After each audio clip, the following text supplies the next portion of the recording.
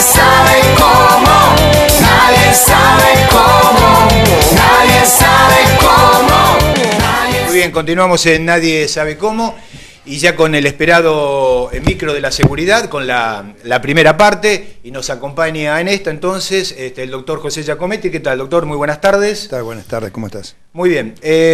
José, sabemos que ayer estuvo en la presentación que tuvo aquí en Rosario el ministro de Seguridad de la Ciudad Autónoma de Buenos Aires, y nos gustaría que nos cuente cómo fue ese desarrollo, la presentación, las conclusiones. Bueno, esto fue algo que se inició en el Colegio de Abogados.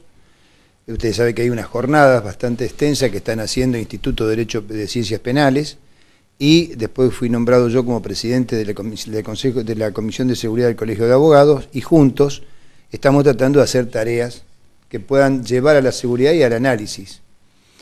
Entre esa tarea nos habíamos propuesto traer personas que conozcan de seguridad y que den su opinión.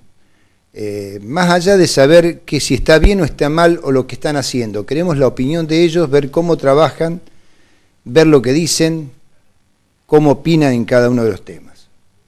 Y así fue como invitamos hace tiempo atrás a este señor Montenegro, doctor Montenegro, un hombre que tuvo sus principios en la justicia federal, y después fue nombrado como ministro de Seguridad y de Justicia, las dos carteras, en la Ciudad de Buenos Aires, la Ciudad Autónoma de Buenos Aires. En ese relato de hechos de su vida y de cómo fue él armando todo el sistema de seguridad, fue lo que más nos interesó, qué fue lo que él a qué apuntó y qué fue lo que estuvo haciendo. Bueno, y hay unas preguntas muy simples que nos quedó a todos los que estábamos en la reunión, todos nuestros compañeros, hemos charlado con cada uno de ellos y estábamos conversando, y que a todos nos quedó lo mismo, el qué y el cómo.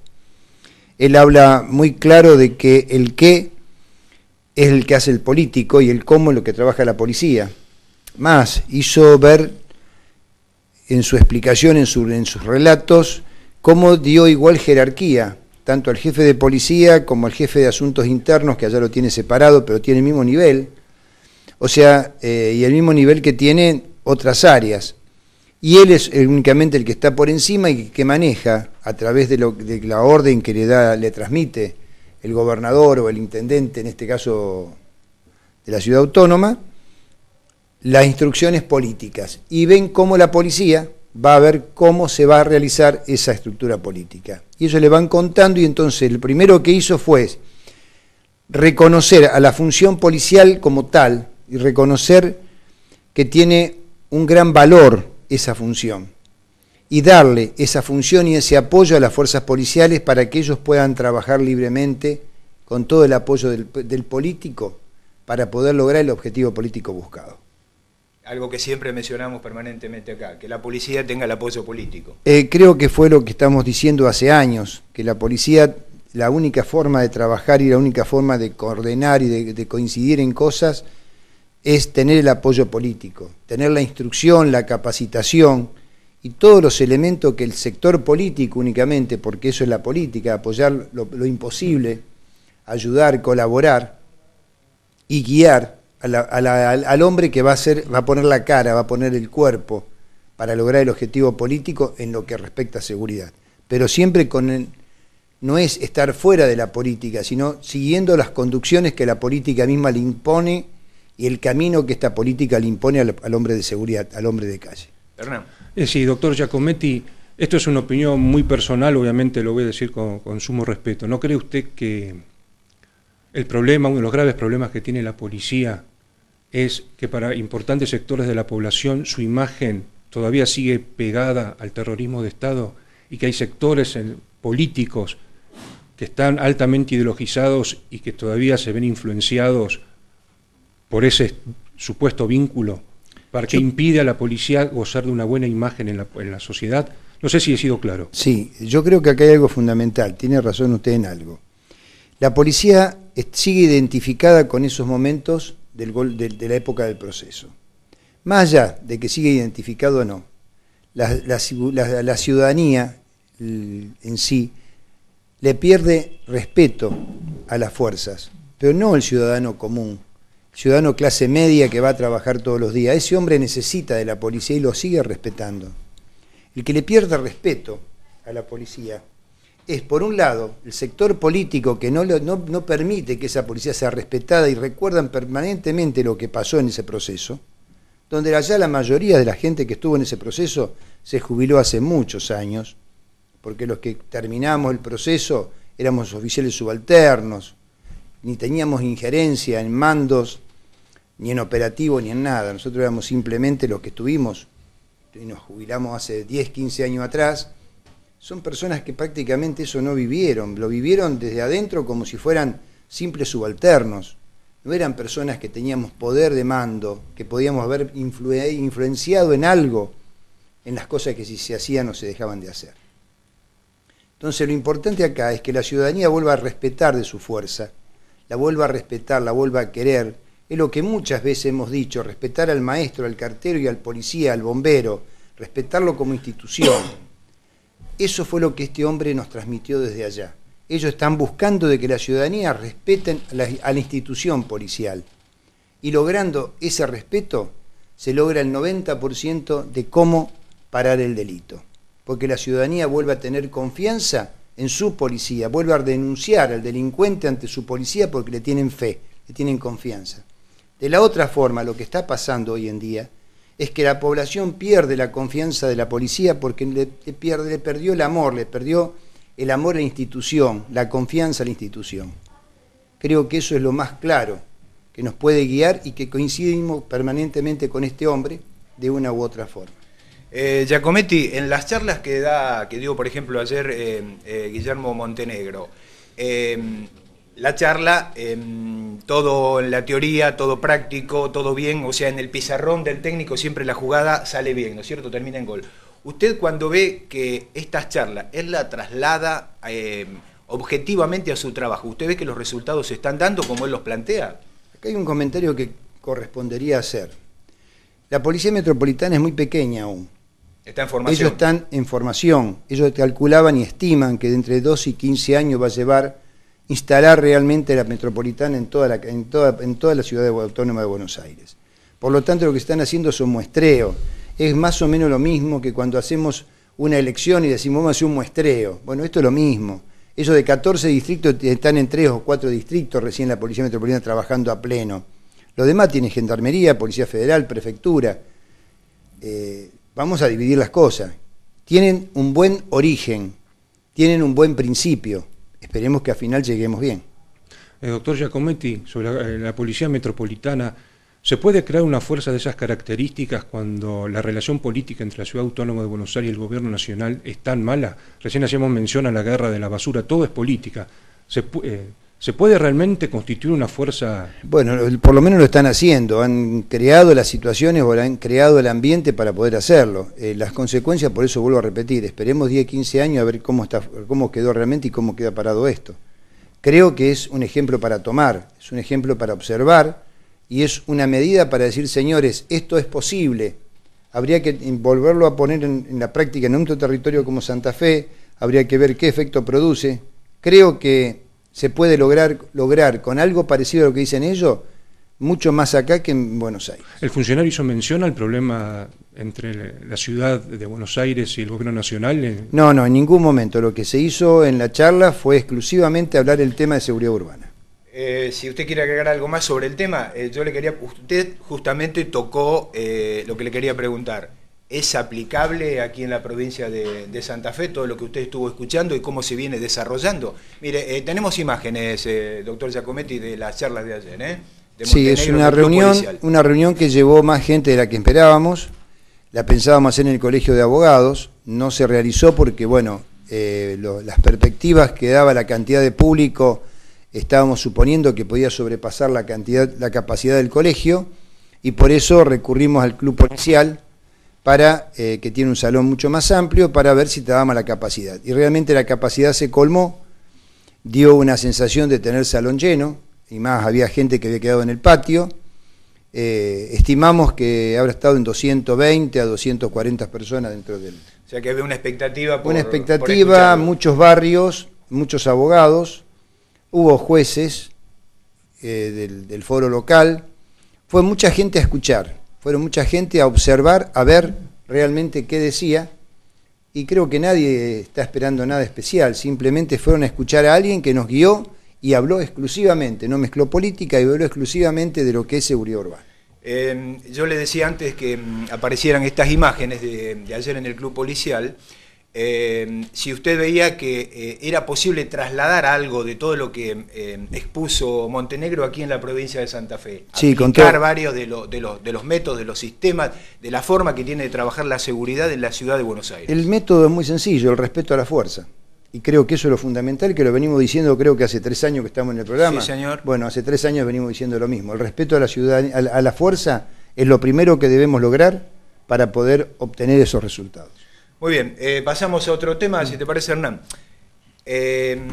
José, creo que fue jueves o viernes, ustedes estuvieron aquí el pasado miércoles, surge esta información que es realmente muy importante por el tema de la seguridad en la provincia de Santa Fe. Dice que la Dirección General de Prevención y Control de Adicciones, la Dirección Especial de Trata de Personas y las TOE ya no estarán dependiendo de las autoridades policiales, sino directamente del Ministerio de Seguridad. Así se le sacará al jefe de policía de la provincia competencia sobre el mando en estas fuerzas que cambiarán su rango de policial a político. Bueno, voy a hacer un pequeño comentario y creo que con eso no podría decir más que eso. Primeramente es una falta, que me perdonen, es una falta de consideración hacia el jefe de policía provincia, al cual no le tengan confianza si le sacan áreas de su dominio para pasarlo a un área de gobierno. En segundo lugar, no mejoramos nada, ya que los hombres que pertenecen hoy a las fuerzas especiales, de la TOE o de lo que sea, trata de personas, siguen exactamente con la misma capacidad que han tenido el día anterior a que pasaran a la dirección del Ministerio de Gobierno, de Seguridad. Más aún, yo creo que pasar al Ministerio de Seguridad no hacemos otra cosa que hacer lo que hace mucha gente en el gobierno, en los gobiernos o en distintos gobiernos donde dicen que hay que elegir ministro por dedocracia. O sea, el amigo va a ser el mejor ministro y a partir del momento que se unta de ser ministro y el gobernador de turno lo toca con la varita mágica, se transforma en el gobernador o en el ministro por excelencia y en el sabiondo de la materia. Y creo que en seguridad esto no es así, ni en ninguna otra materia. Creo que el ministro que ejerza un ministerio en cualquier área tiene que estar capacitado para eso y estar preparado para eso. Por lo tanto, el personal que dependa de un ministerio, si el ministro no está preparado y ellos no aumentan su capacidad, su conducción, toda su preparación de una forma especial, y así eso no se lleva de un día para otro, sino lleva un periodo de tiempo, vamos a tener la misma policía que estaba hace 10 días atrás. Somos todos policía igual, salidos de la misma escuela, con la misma educación, con la misma capacitación, con la misma voz de mando, por lo tanto nada se diferencia a cambiarlo el lugar de donde depende, excepto que desconfiemos del jefe de policía de provincia. Hernán. Doctor, esto es un artículo que publicó Jorge Sansó de la Madrid en el diario La Capital el jueves 3 de mayo. Dice aquí que la determinación que implica sacar al jefe de policía provincial la competencia sobre el mando de estas fuerzas apunta a varios propósitos. Enumera varios y quisiera hablar sobre el último, porque lo considero sumamente delicado y quisiera conocer su opinión al respecto. Desactivar los nichos de corrupción en áreas críticas de la fuerza. Vuelvo a repetir lo mismo, si el jefe de policía de provincia no tiene confianza, ¿para qué lo tienen? Además, hay algo que no puede ser. El subjefe de policía de provincia es el director de drogas peligrosas, con retención del cargo de la subjefatura de provincia. O sea, no le tenemos confianza al jefe, y sí al subjefe que le damos dirección de una droga. No sé lo que han querido hacer. José Giacometti, hace unos días la ministra de Seguridad de la provincia, de la Nación, se reunió con el jefe de seguridad de la provincia de Santa Fe.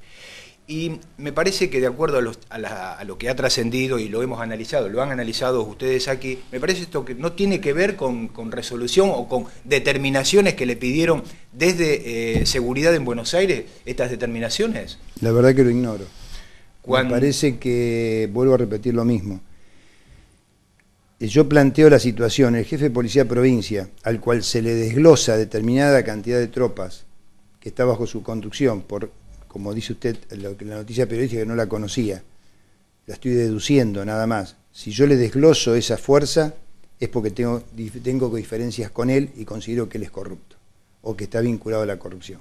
pero por otro lado, es contraproducción a eso, como contrapropuesta, el subjefe de Policía de Provincia retiene su cargo y se pone a cargo de la Dirección de Drogas Peligrosas. O sea, yo creo que esto es un proceso más que se quiere hacer sin un sentido determinado. Escuché una frase, para ir cerrando, escuché una frase por ahí para quedar bien, oportunista, de un funcionario que dijo: esto no es contra la policía, sino con la policía.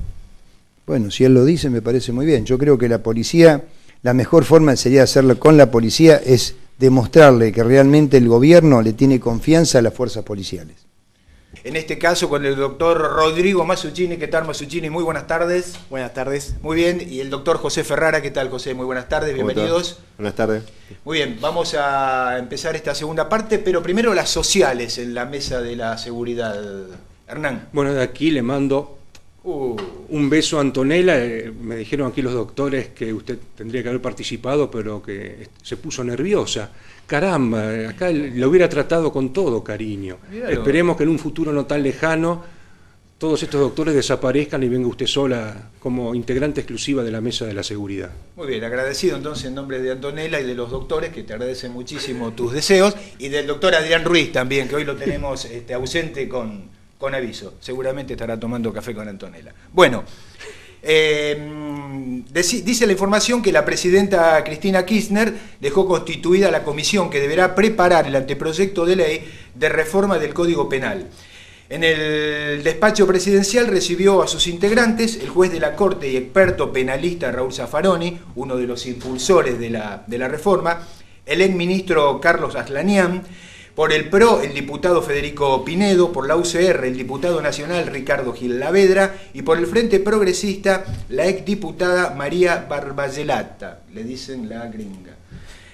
Bueno, el actual Código Penal tiene 90 años de antigüedad. Me gustaría conocer la opinión especializada de Mazzuccini y el doctor José Ferrara. Adelante. Bueno, el problema del Código Penal actual no es tanto su antigüedad, sino las sucesivas reformas y retoques inconsultos y poco estudiados desde la dogmática penal que ha recibido en los últimos 20 o 30 o 40 años. El Código del año 1921 es un código muy bueno, realmente de excelente factura técnica, que, digamos, creo que aplicándoselo hoy en día no tendríamos ningún inconveniente ni tendríamos nada que lamentar por falta. ¿Qué es lo que ha ocurrido acá? Las reformas, como siempre decimos, como es mucho más fácil reformar una ley que hacer una auténtica cuestión operativa de seguridad, es decir, tener una policía entrenada, los medios, los insumos para la policía, la construcción de cárceles o atender las cuestiones sociales, lo que es más sencillo para dar una rápida salida a la petición de la población de mayor seguridad es modificar una ley. Obviamente, a lo que tenemos. En realidad son cuestiones demagógicas, entonces dice, bueno, vamos a subir la pena de los robos calificados con arma de fuego de 5 años a 6 años y 8 meses el mínimo, y así. Se ha ido tocando hasta que ha perdido toda coherencia interna ese código. Entonces, el bien jurídico tutelado vida a veces queda por debajo del bien jurídico tutelado propiedad. Hay que ser entonces muy cuidadoso. Y en esa dirección creo que va la comisión, de hacer un código penal coherente. Y quiero aclarar, después el doctor Ferrara va a exponer un poquito más, que todas las ideologías están de acuerdo en este sentido, que el código ha perdido coherencia y creo que va a salir algo muy, muy de consenso. ¿Estás de acuerdo con la gente que integra esta comisión? Sí, pero creo que son indiscutibles. Es bueno, es buen comienzo eso. Adelante, Hernán. Sí. Doctor Ferrara, si usted formara parte de esta comisión, ¿en qué ítems usted haría hincapié en esta cuestión de la reforma del Código Penal? Totalmente lo que acaba de decir Rodrigo, en tratar de darle una coherencia al código y tratar de borrar toda la asimetría que tiene en este compendio de leyes que han sido un efecto de maquillaje, que lo único que ha provocado es una inflación en el derecho penal, en la cual no era necesario, porque teníamos un código de excelencia, como decía Rodrigo.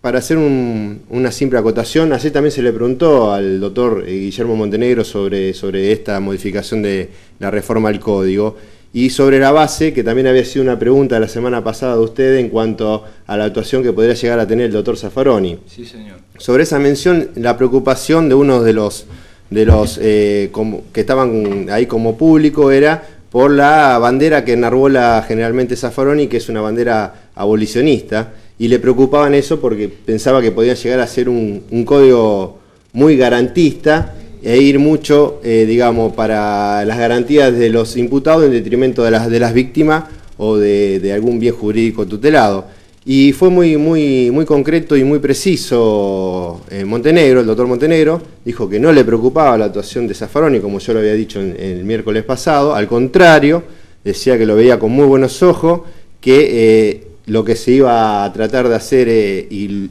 eran personas más que idóneas para desempeñar ese rol que iban a desempeñar, y el doctor Zaffaroni con más razón iba a ser como un moderador ante situaciones que se podían estar provocando extremas y de velar por las garantías. No tiene que tener a la población miedo por las garantías constitucionales, todo lo contrario. La población tiene que entender que todos podemos ser justiciables, y entonces, avalando las garantías constitucionales, se está avalando la propia justicia de cada uno de nosotros. Doctor Mazzuccini, la Corte Suprema ¿es unánime en su idea de la reforma, o esta es la opinión únicamente del doctor Zaffaroni? No conozco el pensamiento de todos los miembros de la Corte Suprema, pero creo que hay un convencimiento de que el código ha sufrido demasiados injertos en estos últimos años y hay que darle una coherencia. Fíjate que eso va en el mismo sentido de la modificación del Código Civil y del Código Comercial. Es una idea que hubo durante muchos años, ley tras ley, pero inconexa, entonces llega el momento de hacer algo uniforme. Muy bien. Hernán. Carlos, ¿me permitías introducir esta cuestión del rechazo del pliego? Sos dueño de casa. Qué bueno. Los otros días la oposición, dice la prensa, rechazó el pliego de un exfuncionario de Wiener, es el doctor Enrique Font, que ha sido propuesto como auditor de fiscalías. Los legisladores mencionaron la inexperiencia del exsecretario de Seguridad Comunitaria. A mí me gustaría formularle al doctor Ferrara dos preguntas, porque me parece íntimamente vinculadas. Primero, si lo conoce al doctor Font y le parece que es un hombre que carece de la experiencia suficiente, y yo sé que son los legisladores y que están en todo su derecho, pero yo quisiera saber si los legisladores que han dicho que el doctor Font no tiene experiencia, ellos mismos están cualificados en materia penal para sentenciarlo de esta forma. Bueno, hay que hacer un par de apreciaciones. Conozco al doctor Font. Hemos concurrido al Ministerio de Gobierno de acá Rosario, donde hemos mantenido, no mucho, pero un par de charlas con el doctor Font. Sabemos cuál es su postura frente a seguridad. Nadie duda de la idoneidad del doctor Font, pero tampoco no dudamos, y yo por lo menos, y me hago cargo de lo que digo, coincido con lo que está diciendo acá los senadores, carece de suficiente, digamos, experiencia empírica en la materia. Tenemos que tener en cuenta que no todos la cuestión académica es suficiente, y me parece que fuera de la cuestión académica el doctor Font carece de todo lo restante. En cuanto a si los legisladores que se han opuesto al pliego del funcionario tendrían una idoneidad como para poder opinar sobre la materia, puede que no, porque muchos de ellos tampoco son expertos en seguridad, pero bueno, es la función que tienen que desarrollar y la están haciendo, y nosotros lo hemos votado para eso y están desempeñando el cargo. Me parece que lo que le ha pasado al doctor Font le ha pasado a centenares de personas que han concursado en la provincia de Santa Fe, y ninguna de esos centenares de personas que han sido rechazado el pliego o quedado fuera de cualquier concurso ha tenido la particularidad de tener los medios de comunicación como lo ha tenido el doctor Font, por lo cual yo creo que, como el resto de todos los otros que han concursado, se tendría que llamar al silencio, y si él quiere seguir concursando, que continúe. Segunda pregunta, dijiste dos. No, eran dos preguntas en una. Dos preguntas en una. Ya estaba, Rodrigo Mazzuccini, me gustaría conocer tu opinión sobre este caso, sobre el Quiero doctor celebrar Font. el funcionamiento de la República y de la división de poderes en la provincia de Santa Fe. Celebrar, porque lo que estamos asistiendo es al control que ejerce el Poder Legislativo sobre los actos de gobierno del Poder Ejecutivo. Y tengo que decir que estoy asombrado por algunas declaraciones de personas supuestamente idóneas en derecho que se ven como agraviadas por un acto político, porque el acto de la legislatura es un ente político, no tiene que ser constituido por expertos en derecho. Son nuestros representantes votados por el pueblo, y la mayoría de los representantes del pueblo ha dicho que el señor Font, el doctor Font, no es idóneo. Pero no solamente que no es idóneo, sino que es una persona que no tiene la experiencia. Y yo hablo personalmente, estuve haciendo una indagación de la actividad de Font como abogado y descubrí que es un ilustre desconocido en el foro local porque se desconoce alguna actuación profesional como abogado particular. Como funcionario, los ciudadanos santafesinos podrán evaluar los 4 años de función pública que tuvo en gestión seguridad. Pero vuelvo a repetir, celebro que la división de poderes en la provincia de Santa Fe exista y que exista el control republicano sobre los actos de gobierno y de la administración. ¿Cuáles serían los pasos ahora para elegir a quien tendría que ocupar el lugar que no llegó a ocupar Font? Bueno, se tendría que enviar un pliego. Quedan 2 personas excelentes atrás, que son que me merecen estima personal, la doctora Cosgaya, del Juzgado de Instrucción número 6, excelente jueza, y un excelente fiscal, el doctor Franisevich, con también años de experiencia en el cargo, o sea, gente absolutamente idónea en el cargo, que son conocidos en el foro, que pueden auditar a los fiscales, porque esta persona, el puesto es auditor de fiscales y pueden decir cómo trabaja un fiscal, que es para que quede claro. Si a mí me nombran mañana auditor de periodistas, por más que digan que yo soy la persona idónea, yo les aseguro que no sé qué es lo que hace un periodista, no podría auditar a un periodista. Si a mí me nombran auditor de fiscales, creo que, o a la doctora Cosgaya o al doctor Franisevich, sí, ellos saben qué hace un fiscal y los pueden auditar. Ya nos estamos yendo, ¿verdad? Bueno, José Ferrara, de acuerdo también con estas dos candidatos que pueden suceder a Font, que no llegó a ser. De acuerdo, porque digamos, ahí tendrían la cuestión más que suplida a la que se haga académica, porque tanto el doctor Franisevich como la doctora Cosgaya cumplen con crece eso, y aparte la cuestión empírica también la cumplen con crece por haber estado tanto tiempo como funcionario del Poder Judicial. Me parece que es un cargo muy elevado el que ambiciona el doctor Font.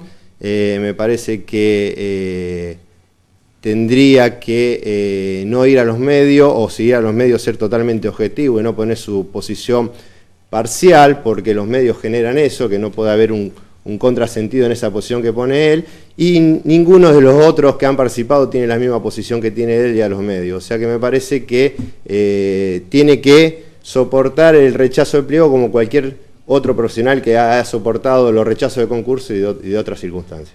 Gracias, Ferrara. Un segundo, Hernán, que ya no estamos yendo. Esto no ha sido una venganza política, porque estamos en la República Argentina, en Santa Fe. ¿Usted no cree que ha sido algún problema de política, alguna devolución de gentilezas? Creo que el doctor Font no tiene la envergadura política para ser merecedor de una vendetta. Si usted me dice un funcionario, el doctor Superti, una persona que ha sido ministro, quizás, tampoco sé si tiene la envergadura política, pero Font seguro que no. Creo que ha sido porque realmente la persona no tiene experiencia para el cargo, no está capacitado. Categóricos los integrantes de la mesa con relación al doctor Font. Les agradecemos la presencia de Rodrigo Mazzuccini y José Ferrara. Los esperamos el próximo miércoles con la mesa de la seguridad, igual que al doctor Giacometti y Adrián Ruiz. Nosotros nos despedimos hasta mañana a las 3 de la tarde en una nueva emisión de Nadie Sabe Cómo, el programa que conduce Rubén Sauro. Hasta mañana, si Dios quiere. Gracias y cuídense. Nadie Sabe Cómo, el magazine informativo de la tarde, con la conducción de Rubén Sauro. Nadie sabe cómo, nadie sabe cómo.